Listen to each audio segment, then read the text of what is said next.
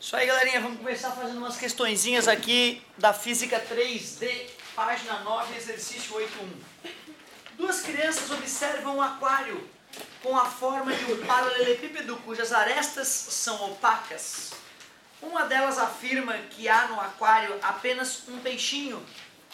A outra afirma que há dois. Sabendo que essas crianças não mentem, assinale a alternativa que melhor explica o que está ocorrendo. Em cada alternativa, o círculo representam as crianças, os pontos representam os peixinhos, ou o peixinho, e o retângulo representa o aquário, todos vistos de cima. Altas questão. Então aqui está o ambiente onde as crianças estão. Uma das opções, o aquário está aqui, os peixinhos estão ali, uma criança está aqui e a outra criança está aqui. E assim ele fornece as opções. Faz o diagrama do ambiente, faz o diagrama do aquário, o peixinho e a posição das crianças. Show de bola. Vamos fazer todos os diagramas e vamos analisar um a um o que as crianças veriam, para a gente ver qual a única possibilidade que corresponde à verdade.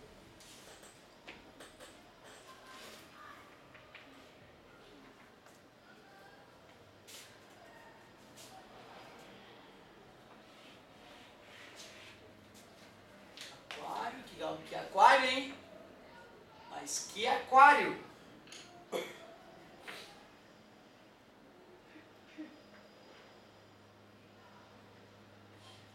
Crianças, peixinho.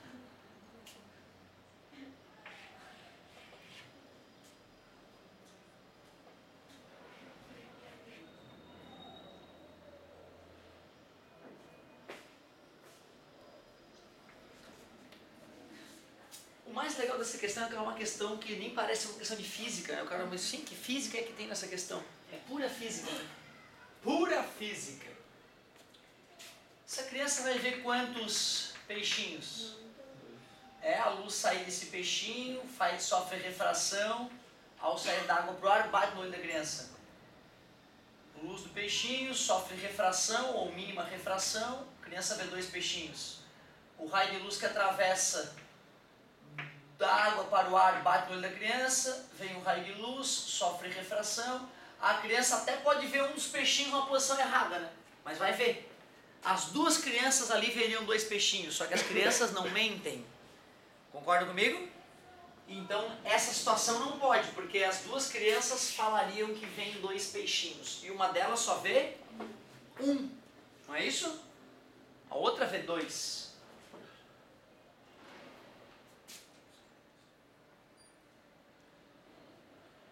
Eu acho que nesse caso, apesar de ter um peixinho só, ambas as crianças vão ver dois peixinhos.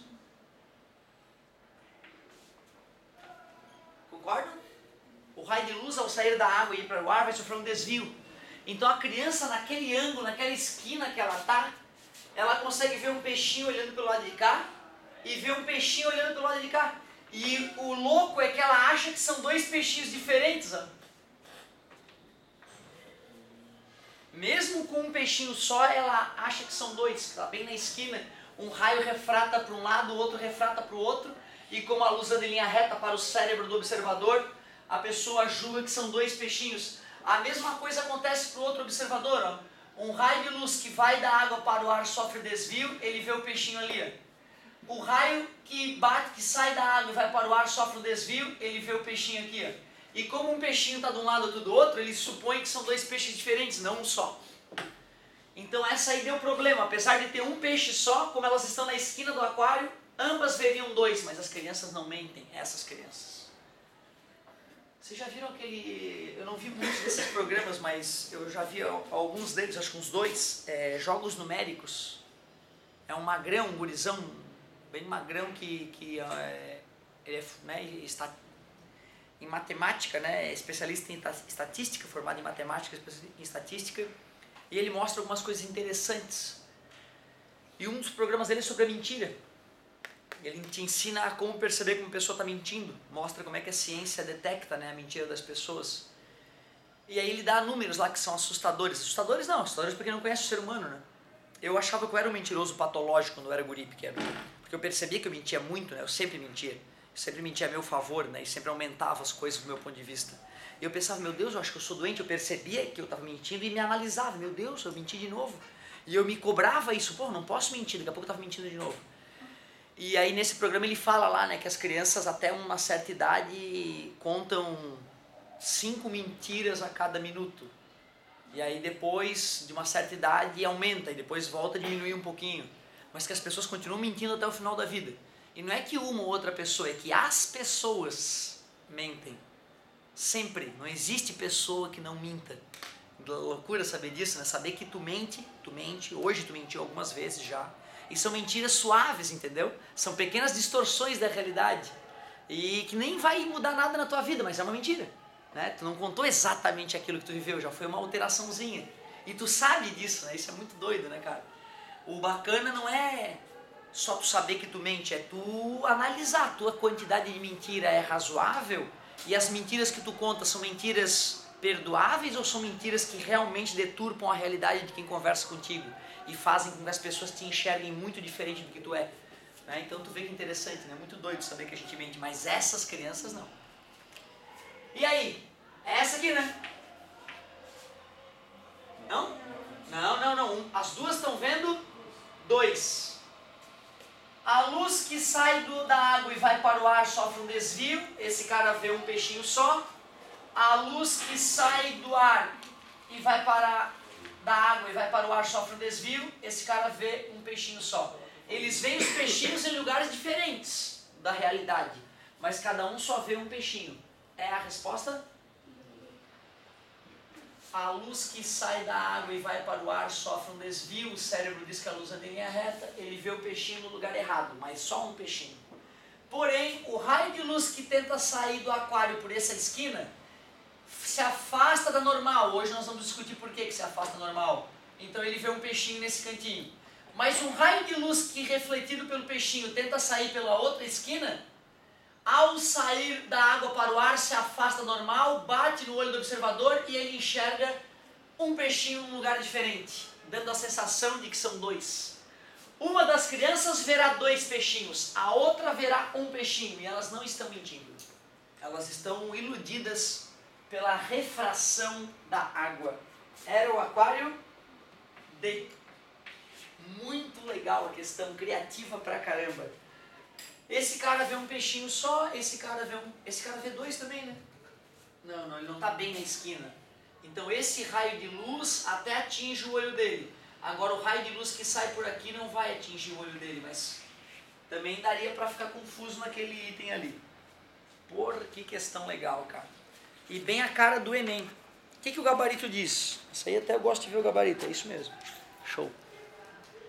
Legal, cara. Gostei da questãozinha, bem diferente do comum. Quem dá mais?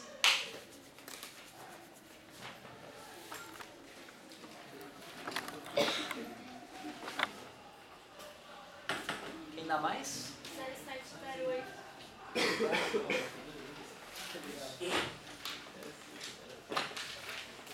Página 40708. Um objeto colocado a 6 centímetros de um espelho esférico. Então, objeto, eu não sei o tamanho, mas eu sei que a posição dele é 6 centímetros. De um espelho esférico forma uma imagem virtual. Imagens virtuais são feitas de prolongamento de raio de luz. Ou seja, ela se forma onde não tem luz. E nós discutimos que o que está nas trevas, o sinal é negativo. Isso é que tornava a questão delicada. O Pelinha, a distância da imagem ao espelho, ele falou que é 10 centímetros, eu anotei menos 10, por a imagem ser virtual. Então eu sei que ela está se formando do lado oposto de onde a luz está. E aí Gauss, o matemático que inventou aquelas equações da aula passada, disse que nesse caso devemos usar menos. Com base nesses dados, a distância focal do espelho que é a distância focal. Então eu acho que o perigo mesmo é naquele menos ali. Equação dos pontos conjugados de Gauss, 1 sobre F é igual a 1 sobre P mais 1 sobre P'. O P é 6 e o P' menos 10. O mínimo entre 6 e 10 é 30. Divide por 2, divide por 3, divide por 5, multiplica 30. Divide pelo de baixo, multiplica pelo de cima. 30 dividido por menos 10 é menos 3, e menos 3 vezes mais 1 dá menos 3. 1 sobre F é 2 sobre 30, invertendo ambos os lados, 30 sobre 2, 15. 15 centímetros a distância focal. Show de bola. O perigo era aquele sinalzinho ali. Eu lembro que eu sofri muito até me tocar dos sinais. Eu errei muita questão. Sempre disse para vocês, né? O cara que fica razoável em alguma coisa na vida é porque ele já errou tanto em cima daquela coisa que ele aprendeu um pouco. Tudo bem, galerinha? Quem dá mais? Tô gostando de ver. 711. Valeu, galera. 711, muito obrigado. Vamos que vamos! Quinta-feira, estamos quase lá. Página 40711. Um espelho esférico côncavo, raio de curvatura positivo, aliás, distância focal positiva, né? O raio de curvatura é ser positivo, que obedece às condições de Gauss. Gauss foi o cara que eu te falei, né? Agora, que condições de Gauss são essas? Isso é uma coisa que eu ainda não discuti contigo. Fornece de um objeto colocado a 2 centímetros de seu vértice, então é a posição do objeto. Uma imagem virtual situada a 4 centímetros do mesmo, o P' é menos 4 de novo, por ser virtual, isso é um perigo.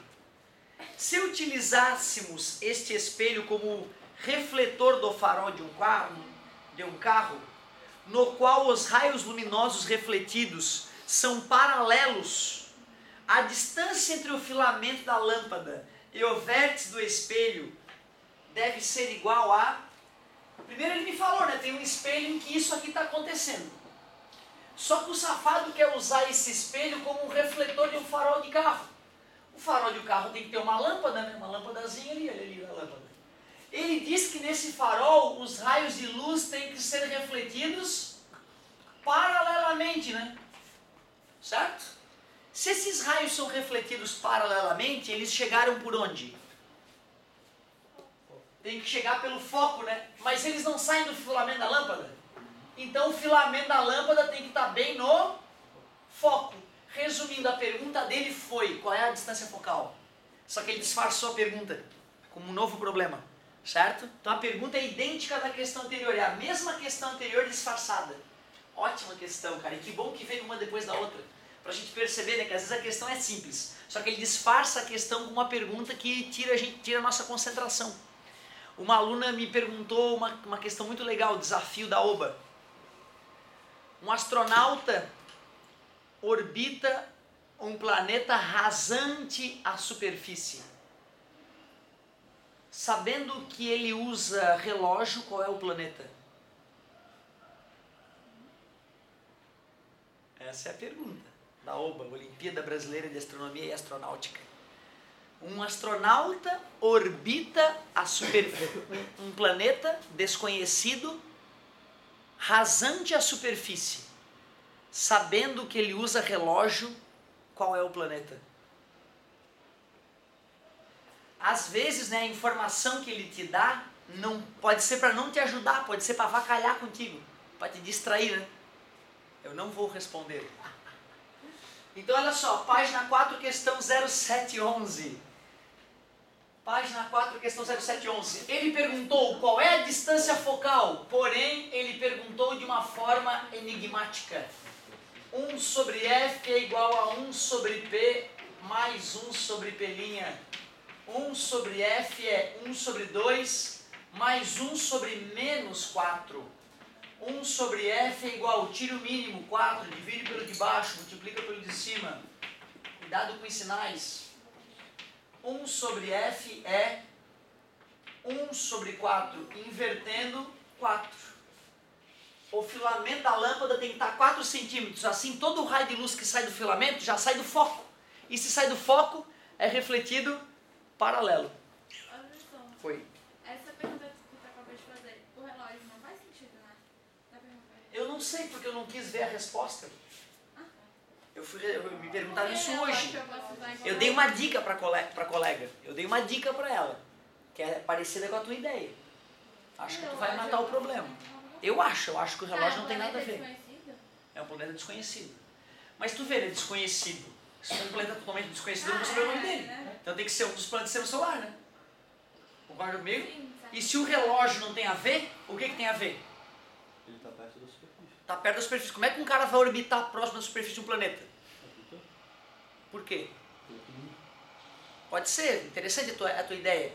Mas por que não existe nada orbitando a Terra rasante a superfície? Não é a gravidade que atrapalha. Eu poderia botar um satélite orbitando a 10 metros de altura da Terra.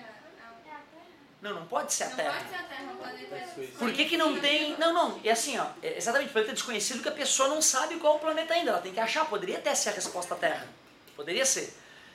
Por que o satélite da Sky não está a 2 km de altura? Por causa da atmosfera. Ele estaria orbitando dentro da atmosfera, e está dentro da atmosfera ele queima. Alta velocidade, atrito, ele queima e cai na Terra. Então eu acho que a resposta é procurar um planeta do sistema solar que a gente saiba que não tem atmosfera. Era Marte lá. Eu não sei, eu não achei a resposta ainda. Eu não pensei, eu não fui conferir. Né? Eu pensei aqui na minha cabeça, né? Pensei comigo. A colega me perguntou no intervalo da aula isso. Eu olhei para ela, dei uma pensada, falei para ela, vou ter que pensar um pouco mais. Aí antes de eu começar a aula, passou uns 3, 4 minutos, eu falei para ela, olha, eu dei a dica, essa dica que tu nos deu sem querer. Eu acho que o relógio é para avacalhar, não é para ajudar. Não faz sentido. E aí, esperei mais um pouco, não entreguei de novo a atmosfera, deixei ela matutar mais um pouco. Aí depois eu completei, olha, procura de repente um planeta que não tem atmosfera. E deu, não falei mais nada, né? Porque se eu continuar falando, eu não vou deixar tu pesquisar, né? Eu queria que tu sofresse um pouco assim como eu sofri. Parabéns, garota, gostei da tua raciocínio. Pensar fora da caixa às vezes, desse né? ano? Não, acho que já é de anos anteriores. Por favor, e depois discuta com a gente a solução. É muito doido, né? Vamos que vamos, galerinha, é só pedir.